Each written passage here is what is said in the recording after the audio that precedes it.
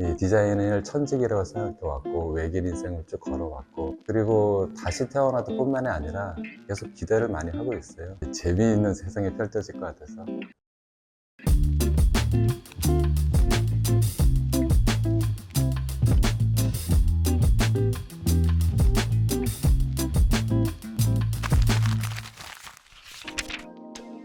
안녕하세요. 아티스트 남상욱입니다.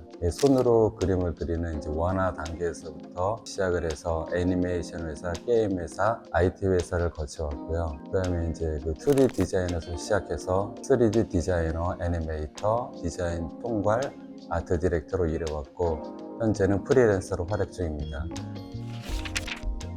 처음에는 이제 몬스터 원화, 캐릭터 원화를 그리는 걸로 시작을 했어요. 그 이후에는 모델러로서 캐릭터 모델링, 배경 모델링 그런 거를 했고 애니메이션 팀장이 돼서는 이제 애니메이션 팀을 다 관할하고 디자인 총괄이 돼서는 엔진을 다루면서 디자인 팀 전체가 하는 거를 프로그래머의 개발단하고 협력을 해서 거기에 맞춰서 개발을 진행하는 그런 총책의 역할을 하였습니다.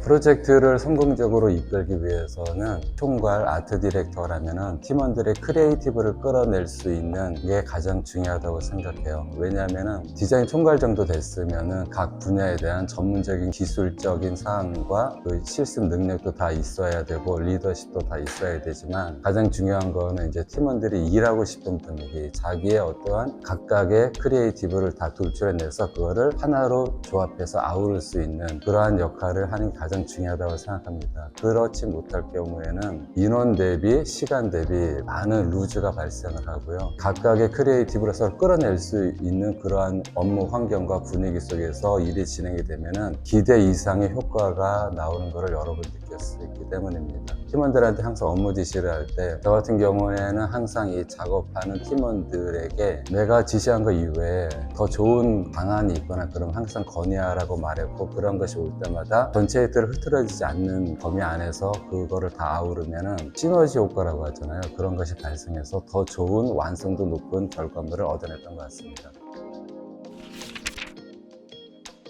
사실 게임 회사나 뭐 IT 회사나 디자인 팀에서 방향성을 결정하지는 않아요. 기획팀에서 현재의 트렌드하고 앞으로의 트렌드를 고려해서 어떠한 방향으로 갈까를 잡고 그 방향성 안에서 디자인 팀에서는 디자인을 어떻게 해낼까를 고려하는 거죠. 그러니까 예를 들어서 이제 게임 같은 경우는 현재 가장 유행하는 최적의 퍼포먼스를 낼 수 있는 디바이스가 있잖아요. 그 현재의 디바이스 퍼포먼스에 맞춰서 개발하면은 3년 후에는 더 사양이 되잖아요.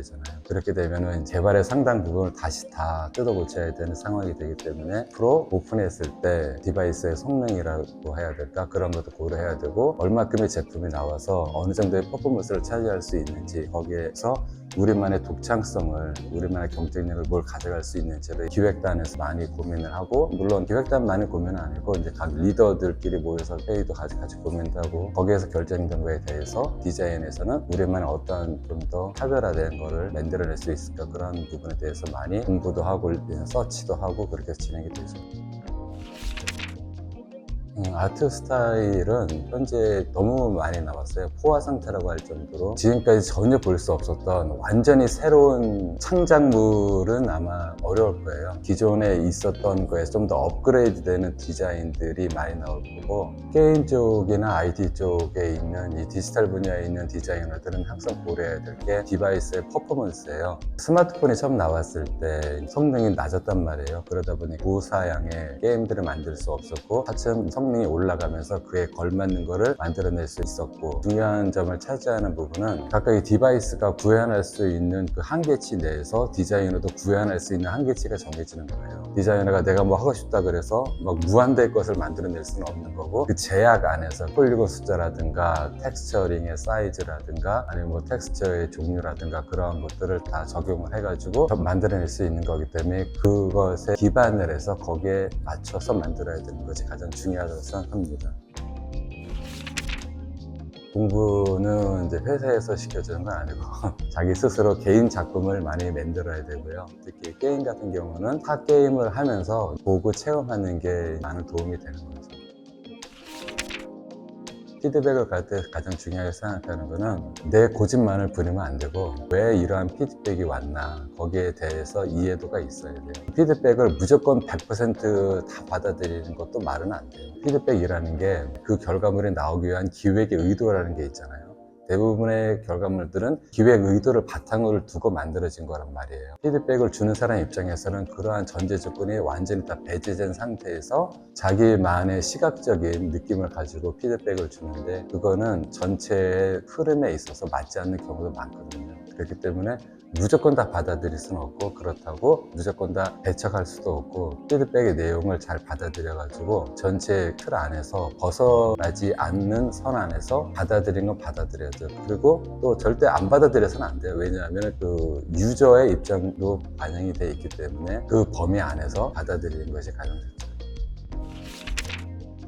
기본적으로 기술적인 전문성을 다 갖춰야 되고요. 아까 말했던 것처럼 팀원들의 크리에이티브를 끌어낼 수 있는 그런 리더십이 가장 필요하죠. 기술적인 전문성을 갖추지 못하는 경우에는 팀 자체를 하나로 묶지 못하는 경우가 종종 있어요. 보통 이제 아트 디렉터로 올라가는 단계가 원화 디자이너에서 AD로 올라가는 경우도 있고 모델러에서 AD가 되는 경우도 있고 애니메이터에서 AD가 되는 경우도 있는데 가장 일반적인 경우는 애니메이터에서 아트 디렉터로 올라가는 경우가 많아요. 그렇게 되는 경우가 흔한 이유가 이제 엔진을 다루기 때문에 프로그래머들하고 같이 일을 하면서 구현 방식에 대해서 토의를 하고 그 구현을 어떻게 할 건지 그 방식에 대해서 다른 디자이너들에게 그거를 설명하고 그걸 다시 취합하고 구현할 수 있게 맞춰주고 이제 그렇게 하다 보니까는 애니메이터에서 아트 디렉터로 올라가는 경우가 많은데요. 그렇다고 해서 애니메이터가 그 분야만 알아서는 안 되고 다른 분야도 좀 많이 알아야 돼요. 그 해당 분야에 대해서 다 모르면은 업무 지시를 할 때도 모르기 때문에 좀 터무니없게 업무를 지시할 수도 있고 업무 시간을 일정을 제대로 못 잡고 무리하게 업무를 또 진행할 수도 있고 또 그 분야에 대해서 모르면은 팀원들의 어떠한 그 업무에 대한 피드백 거기에 대해서도 이해도 못하기 때문에 각각의 분야에 대해서 다 잘 알고 있는 게 필요하죠. 또 디자인뿐만 아니라 개발 쪽에 대해서도 어느 정도 이해도는 좀 있어야 돼요. 그래야지만 서로 이렇게 맞춰가지고 그러니까 아트 디렉터는 어떤 하나의 일반 개인 디자이너라기보다는 연주에서 전체를 아우르는 지휘자와 같기 때문에 그러한 부분에 대해서 다 이해도도 있어야지만 이제 원활하게 업무가 진행되게 될 수 있죠. 프로젝트가 성공했을 때 가장 기쁘죠. 그동안의 스트레스나 피로도 싹 풀리는 것 같고 그 중에서도 같이 일했던 팀원들이 만족감과 자부심을 가질 때 정말 성공해냈다는 어떤 성취감을 더 본인뿐만이 아니라 팀원들이 그걸 느낄 때 정말 뭔가 해냈다 그런 만족감과 성취감이 들고 또 아울러서 금전적인 보상도 주어지니까 그럴 때 참 좋아요. 뭐 사례를 들자면은 일본 지사에서 일할 때 현지 아이템을 판매해야 되는 게 있었어요. 그때 거기에서 게임을 오픈하면서 신규 맵도 만들고 아이템도 만들고 하는데 그 당시에 조건이 원활하지가 않았거든요. 근데 다 같이 열심히 해서 만들고 성공하고 매출액을 많이 올리면서 그때 디자인 팀 전체가 어떤 입지가 향상되고 많은 보람을 느꼈고 그 이후에도 서비스에서 그렇게 많이 인기를 못 끌었던 게임들을 이제 아트 디렉터로 해가지고 구글 플레이 스토어에서 상위를 올리면서 직원들이 또 유저들의 반응을 보면서 직원들 중에서 감동해서 눈물 흘리는 직원도 있었고 이제 그때는 뿌듯함도 느끼고 그랬습니다.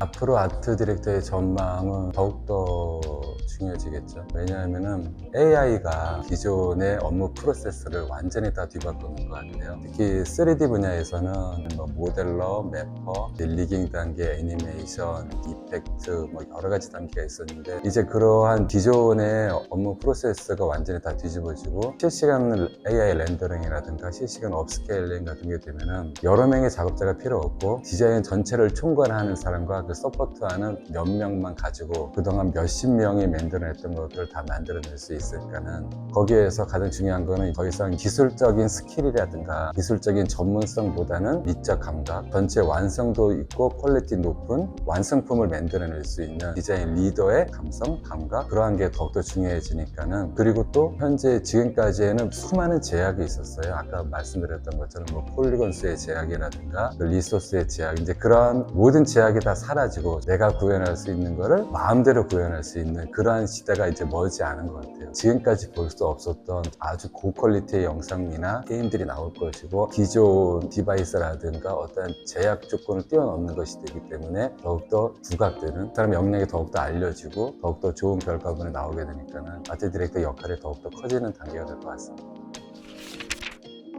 예, 결과물이 자신의 기대에 미치지 못한다는 건 회사에서 정말 마이너스예요. 왜냐하면 대부분의 회사들이 일정이 그렇게 넉넉하지가 않거든요. 촉박한 일정이 거의 대부분이에요. 그래서 기대에 미치지 못하는 결과물이 나왔을 때 그거를 되돌릴 수 있는 시간을 회사에서 주지는 않아요. 다음 작품, 다음 결과물에서 그걸 만회해야 되니까는 어떤 경쟁 제품이라든가 동종업계 다른 것이라든가 그걸 보고 참고하고 미리 준비하고 연구해서 어떻게 해결할지 다음에 어떻게 될지 방안을 잘 마련해서 다음번에 그거를 만회할 수 있는 방식으로 가야 되는 거죠. 아트 디렉터를 준비한다는 말은 틀린 것 같아요. 회사에서 신입 직원을 아트 디렉터로 뽑지는 않습니다. 왜냐하면 아까 말씀드렸던 것처럼 연주회 지휘자와 같다고 했는데 어느 음악학원에서 지휘자를 처음부터 양성하지는 않잖아요. 모든 단계를 다 알고 있어야 되는 거지. 그것처럼 디자이너로서 각 분야의 실무 경험을 거치고 거기에서 남다른 성과를 내고 그 인정을 받았을 때 아트 디렉터라는 직책이 주어지는 거죠. 그리고 직책만이 아트 디렉터여야지 아트 디렉터 역할을 하는 건 아니고 대부분 디자인팀 실장 아니면 총괄 아트 디렉터 이렇게 각기 다양하게 부르지만 역할은 이제 그러한 역할을 다 하는 거죠. 그럼요. 네, 저는 디자인을 천직이라고 생각해왔고 외길 인생을 쭉 걸어왔고 다시 태어나도 뿐만이 아니라 지금도 계속 기대를 많이 하고 있어요. 아까 말씀드렸던 AI가 많이 바꿔놓을 거기 때문에 작년에 미드전이나 이러한 것들이 나온 지 1년 정도 지난 상태에서 플럭스 모델이 나오고 플럭스 모델은 그 미드전보다 훨씬 더 고퀄리티가 좀 나오잖아요. 그리고 이제 사나 모델이 나오는데 사나 모델은 렌더링 속도가 100배가 더 빠른다고 하니까는 재미있는 세상이 펼쳐질 것 같아서 다시 태어나도 뿐만 아니라 지금부터도 앞으로도 기대하고 있습니다.